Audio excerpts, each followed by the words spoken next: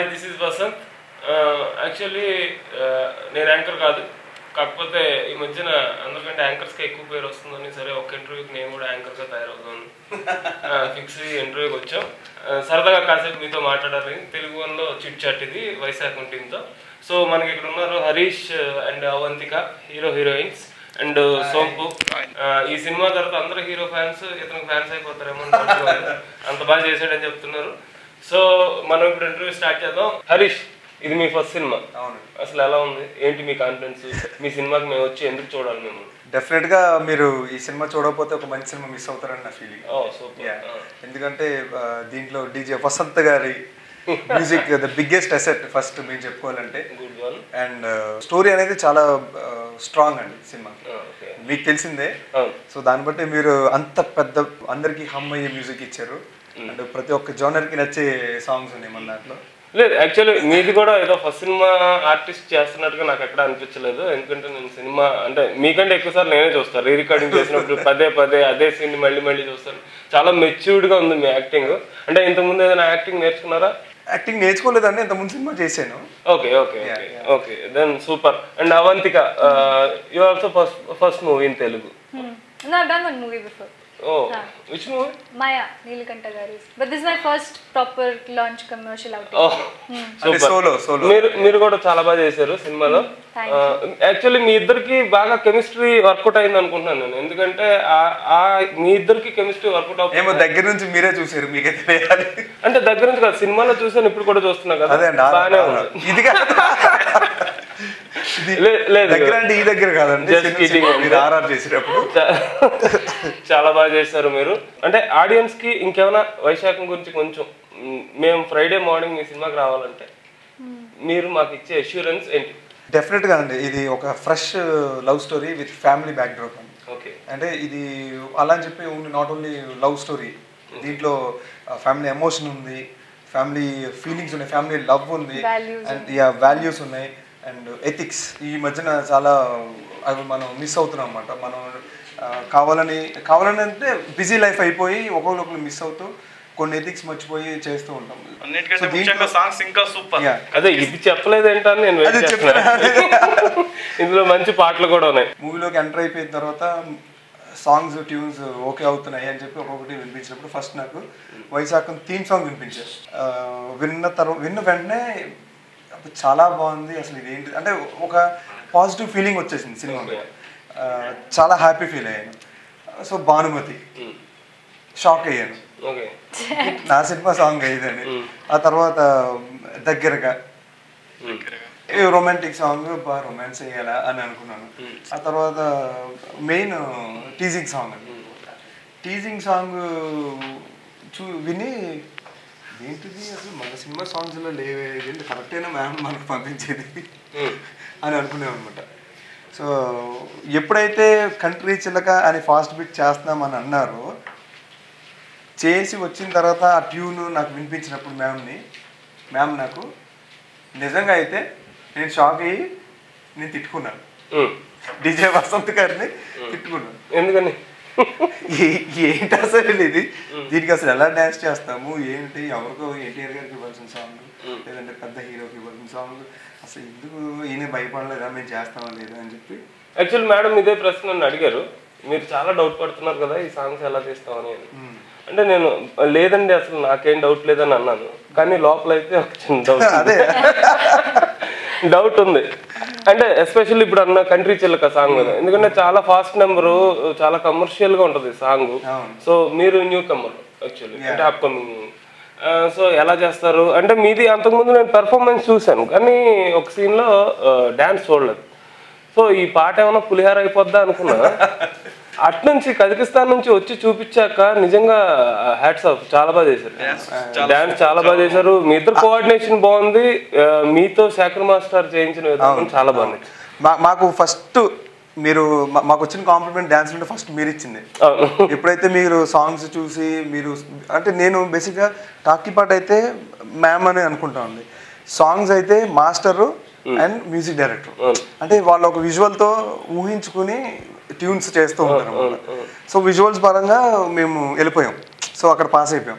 Next ఏంటంటే వసంత్ గారి దగ్గర మేము పాస్ అవ్వాలి అని నేను పెట్టుకున్నాను అన్నమాట.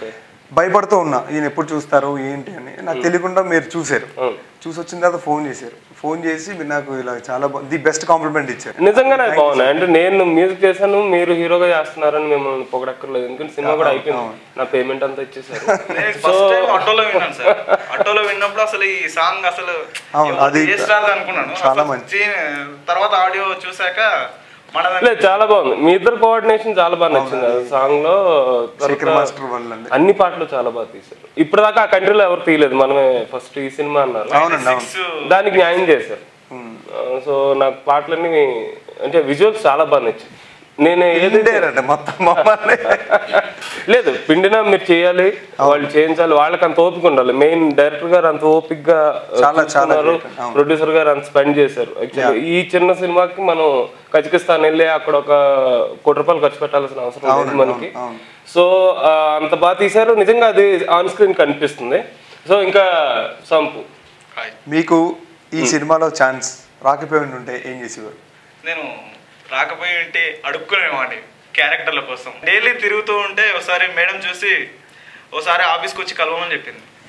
చూసాక స్క్రీన్ టెస్ట్ చేసింది. మళ్ళీ నెక్స్ట్ వీక్ రమ్మన్నారు. తర్వాత లైన్ ప్రొడ్యూసర్ గారు శివ గారు ఉన్నారు. తర్వాత అతనికి ఏదో నాలో ఏం నచ్చిందో తెలియదు. తర్వాత నెక్స్ట్ వీక్ మళ్ళీ రమ్మన్నారు. మళ్ళీ 3 వీక్స్ అలా తిరిగాక ఓకే నువ్వు సెలెక్ట్ అని చెప్పారు లైన్ ప్రొడ్యూసర్ గారు శివ గారు.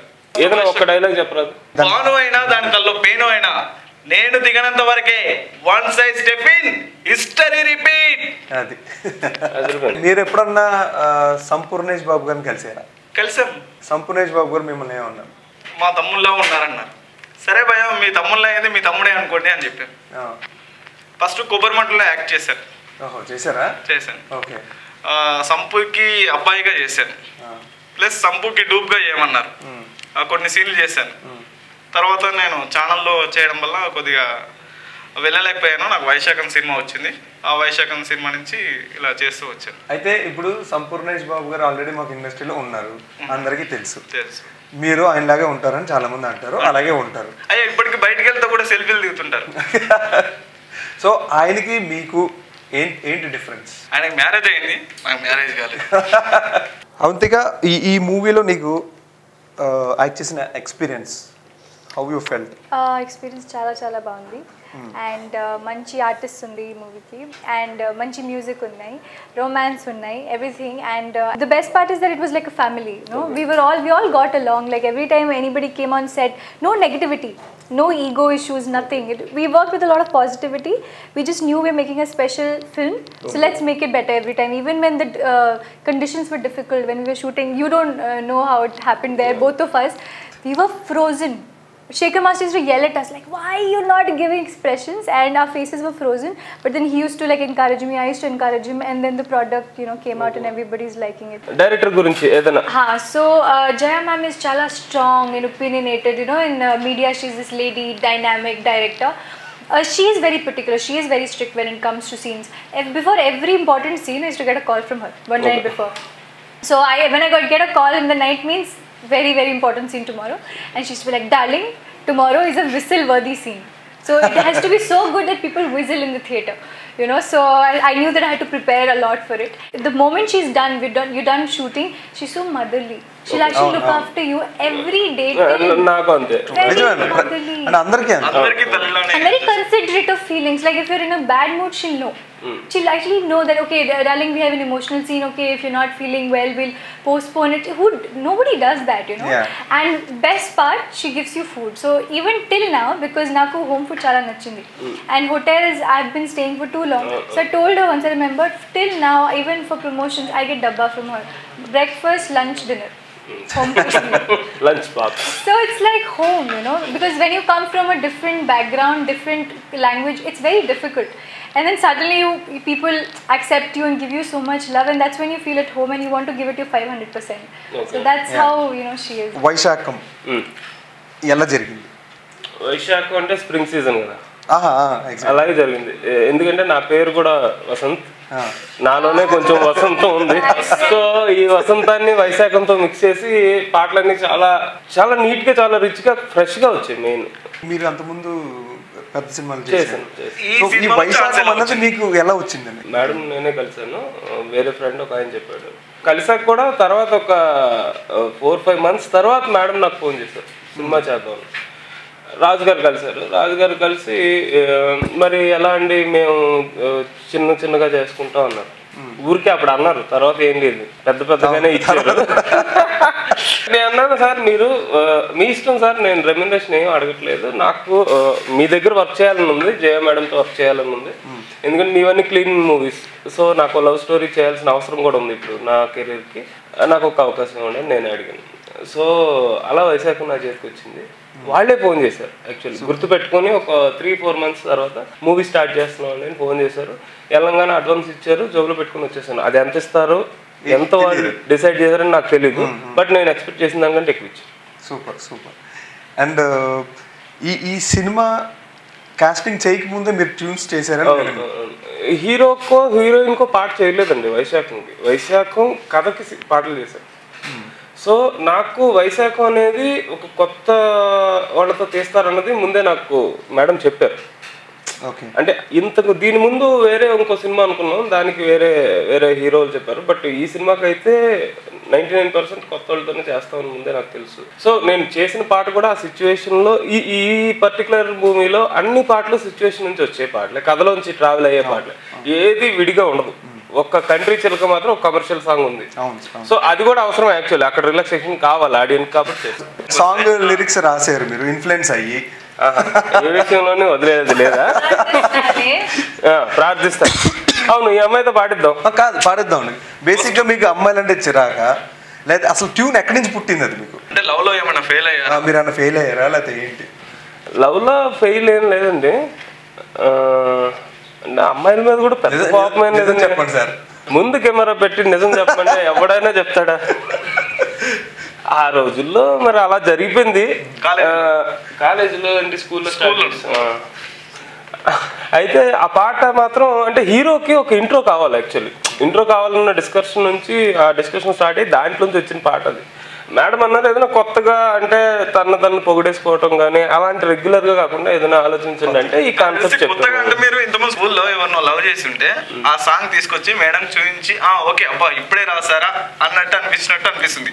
అది స్కూల్లోనా లేకుంటే కాలేజీలోనా లేకుంటే ఎలా సార్? స్కూల్లో కాలేజీలో కాదు, అది యాక్చువల్లీ మనసులో ఎక్కడ ఉండిపోయింది మూలన ఈ సినిమా ద్వారా బయటకు వచ్చింది అంతే. యాక్చువల్లీ అది మీరు రికార్డ్ అయ్యి వచ్చిన సాంగ్ చాలా లైటర్ వేలో ఉంటుంది. తెలుసండి, మీరు రాసింది ఒరిజినల్ గా ఫస్ట్ రాసింది అయితే అసలు అమ్మాయిని నేను ఎక్కడ కనిపించినా కొడతాను, అలా ఉంటుంది ఆ సాంగ్. అయితే మేడం ఏంటంటే ఆవిడ బేసిక్ గా లేడీ కదా, ఎందుకండి మరి మీకు అంత కోపం, అమ్మాయిని కొంచెం తగ్గించండి అని తగ్గించి ఫిల్టర్ చేశారు. అది ఒక 2 lines. రోడ్డు మీదను వెళుతుంటే నిన్ను చూసి కుర్రాళ్ళంతా ఆంటీ అని పిలవాలని ప్రార్థిస్తానే, వీధిలోన నడిచెళ్తుంటే మ్యాన్ హోల్ ఒకటి తెరిచుంటే నువ్వందులో పడి చావాలని ప్రార్థిస్తానే, 1 మార్కు తక్కువయ్యి నువ్వు రాసే ప్రతి ఎగ్జాము ఫెయిల్ అయిపోవాలంటూ ప్రార్థిస్తానే. అర్థమైందా? 1 గ్రాము ఎక్కువయ్యి అంటే ఇలాంటి ఇట్లాంటి చాలా ఉన్నాయి పాటలని. చరణాలు కూడా యాక్చువల్ చాలా బాగుంది, అమ్మాయిలు చాలా ఇష్టపడతారు. నువ్వు మాస్కేసుకు తిరిగిన గానీ స్వైన్ ఫ్లూ రావాలే, ఎంత చున్నీ చుట్టేసినా ఫేసు పాడైపోవాలే. ఇవి కూడా ఇంకొంచెం ఘాటుగా ఉండేవి. మేడం నన్ను వారించారు, వద్దు తప్పలేదు. ఇంకా సరే, ఈ సాంగ్ లో మీరు డాన్స్ చేసేటప్పుడు మీకు ఎలా అనిపించింది? ఫస్ట్ షూట్ స్టార్ట్ చేసిందే ఈ సాంగ్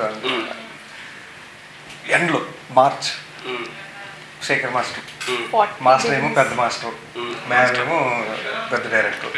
ఇప్పుడు వీళ్ళు ఎలాగైనా ఒప్పించాలి ఏంటి అని చెప్పి కొంచెం టెన్షన్ పడ్డాను ఫస్ట్. అంటే ఓపెనింగే సాంగ్తో, అంటే అది కూడా మీరు ఇచ్చిన ట్యూన్ మామూలుగానే ఓకే, డాన్స్ పర్లేదండి, బాగానే చేస్తాను, చాలా బాగా. శేఖర్ మాస్టర్ పిండి చూడటానికి మాత్రం చాలా సాఫ్ట్ గా లవర్ బాయ్ లా ఆయన ఉంటారు, కానీ డాన్స్ దగ్గరికి వచ్చేటప్పుడు మాత్రం నో కాంప్రమైజ్ అనమాట. ఆల్మోస్ట్ మేము 46-47 degreesలో చేసాను ఆ సాంగ్. ఆయన ప్రశాంతంగా ఉంటాడు, ఎవరిని ప్రశాంతంగా ఉండేవాడు. ఫస్ట్ నేను చాలా కొంచెం కష్టమైంది, కొంచెం స్టెప్స్ అయ్యి వేరేలా ఇచ్చారు.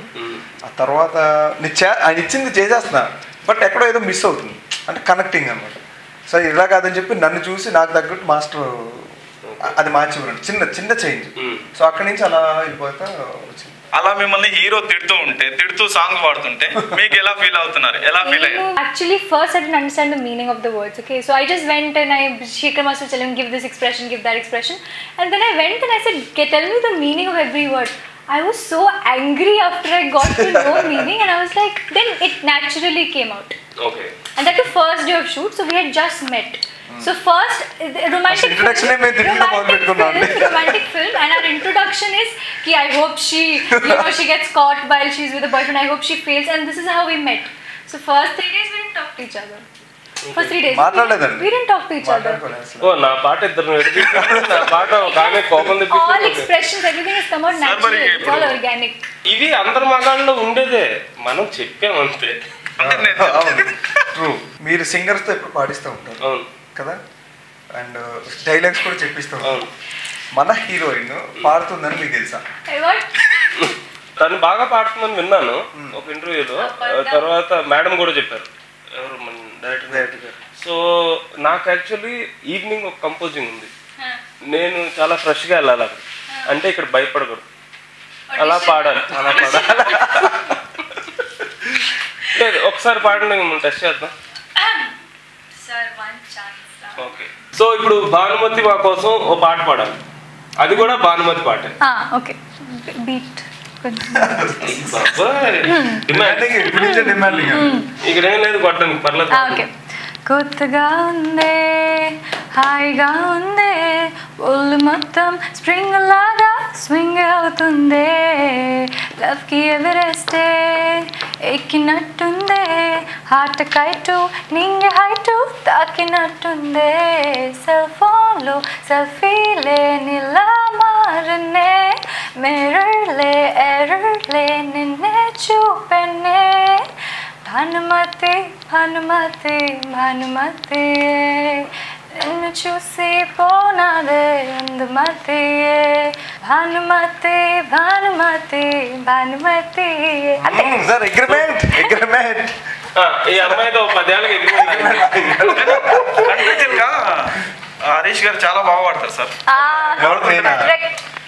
మీరే అమ్మాయిని టెస్ట్ చేసినప్పుడు హీరోని వదిలేస్తారు, హీరో ఖచ్చితంగా పాడాల్సిందే.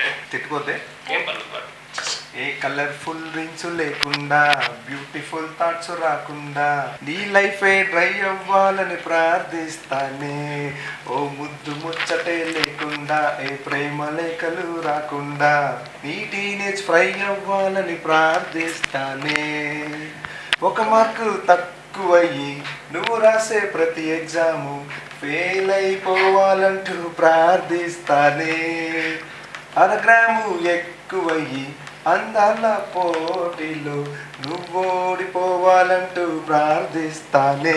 హలో, ఈవినింగ్ ఎవరో సింగర్లు తక్కువయ్యారన్నావు కదా, పంపిస్తున్నా, 2 ఉన్నారు ఇక్కడ. ఆ పెళ్లి ప్రోగ్రామ్కి వీళ్ళిద్దరిని పెట్టేసి, పెళ్లి ప్రోగ్రామ్ నిజంగా బాగా పాడారు. Big marriage show. ట్రైలర్ లో అమ్మాయిల్ని తిట్టే ఒక డైలాగ్ ఉంటుంది కదా, అదొకసారి చెప్తారు. నేను చెప్పాలా? మీరే. అయితే అది అమ్మాయి కౌంటర్ ఇస్తే నేను దాన్ని కౌంటర్ చేయాలి. అమ్మాయి బిఫోర్ డైలాగ్. ఎప్పుడు మీ అబ్బాయిలో టీచ్ చేస్తారా? మేము టీచ్ చేద్దాం మొదలు పెడితే రిజల్ట్ ఓరెంజ్లో ఉంటుంది. మీ అమ్మాయిలు అందరం ఏంటంటే ఇంతనే, చిన్న స్మైల్ ఇచ్చి సంతోషాన్ని, హగ్ ఇచ్చి సంపాదనని, ఓ ముద్దిచ్చి జీవితాన్ని నాకేం చేస్తారు. కంగ్రాట్స్ బ్రదర్, చాలా కరెక్ట్గా చెప్పారు. అవును. ఈ సినిమా గురించి చెప్పాలంటే లవ్ స్టోరీ అలా అండర్ కరెంట్ గా నడుస్తానే దీంట్లో మంచి ఎమోషన్స్ ఉన్నాయి.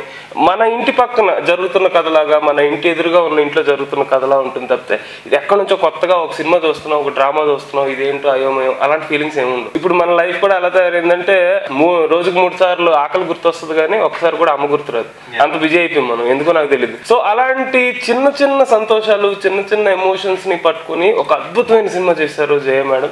సో అద్భుతంగా దానికి ప్రొడ్యూస్ చేశారు బిఏ రాజు గారు, ఆర్జే సినిమాస్ నుంచి హరీష్, అవంతిక కొత్తగా ఇంట్రడ్యూస్ చేస్తున్నారు తెలుగులో. ఇందులో సంపు మన కాశీ విశ్వనాథ్ గారు, రమాప్రభు గారు, సాయి కుమార్ గారు, ఆయన అసలు సెకండ్ హాఫ్లో ఆయన క్యారెక్టర్ ఒక రేంజ్లో ఉంటుంది.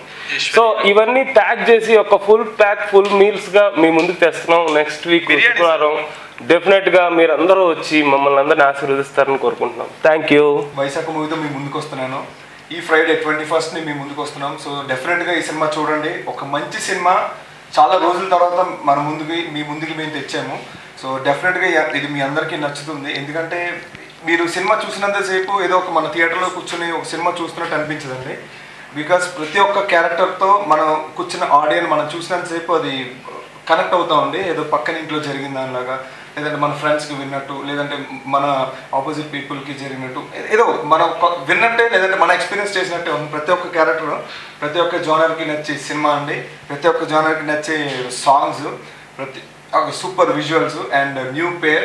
లవ్ అంటే ఇద్దరి మధ్య కాదండి, అందరి మధ్య ఉండాల్సిన లవ్ ఈ మధ్యకాలంలో మనం మిస్ అవుతున్నాం. అది ఎందుకు మిస్ అయ్యామన్నది చాలా రీజన్స్లో మేము వైశాఖం ముందుకు తీసుకొస్తున్నాం అనమాట. డెఫినెట్గా ఇది మీరు ఒక్కలే కాదండి, పేరెంట్స్తో కూర్చుని చూసే సినిమా అండి ఇది. డెఫినెట్గా మీరందరూ పేరెంట్స్తో పాటు వాళ్ళ పేరెంట్స్ని కూడా తీసుకెళ్ళేలాగా ఉంటుంది. మీరు తీసుకెళ్తారని నమ్ముతున్నానండి. మెయిన్గా ఏంటంటే అపార్ట్మెంట్లో ఎవరైతే ఉన్నారో వాళ్ళెవ్వరూ ఈ సినిమా మిస్ అవ్వకూడదండి. డెఫినెట్గా ఈ సినిమా చూడాల్సిందే. Yeah, thank you.